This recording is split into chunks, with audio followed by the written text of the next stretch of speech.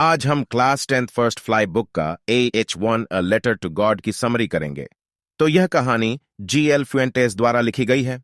लैंचो एक मेहनती किसान था। उसका घर जो सारी घाटी में अकेला ही था, एक छोटी पहाड़ी की चोटी पर स्थित था। उसे अच्छी फसल होने की आशा थी, परंतु दुर्भाग्य से ओलों का तूफान आया और उसकी फसल को पूरी तरह से नष्ट कर दिया। लैंचो उदास हो गया, परंतु उसका भगवान में पक्का विश्वास था। उसने सोचा कि भगवान उसकी सहायता करेंगे। वह बहुत साधारण आदमी था। उसने भगवान को पत्र लिखा। पत्र में उसने भगवान से 100 पीसोस भेजने के लिए कहा। तब वह डाक घर गया और पत्र को डाक पेटी में डाल दिया। डाकिये ने पत्र को पत्र पेटी से निकाला। वह इस पर पता देखकर हंसा। तब वह पोस्टमास्टर के पास गया और उसको वह विचित्र पत्र दिखाया।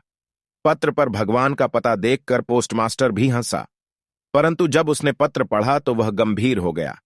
उसने डाकघर के कर्मचारियों से पैसे देने को कहा।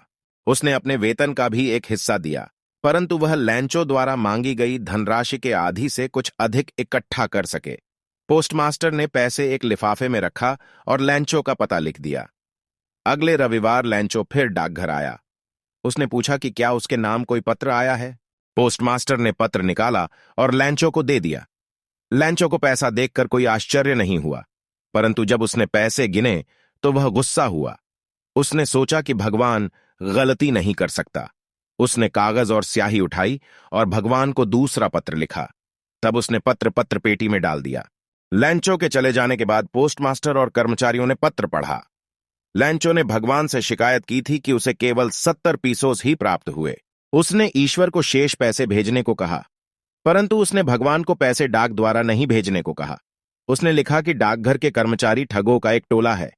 तो यह था आपका chapter a letter to God. अगर आपको वीडियो पसंद आई तो हिट द लाइक बटन और इसी तरह के वीडियोस के लिए चैनल को सब्सक्राइब करना ना भूलें। Thank you.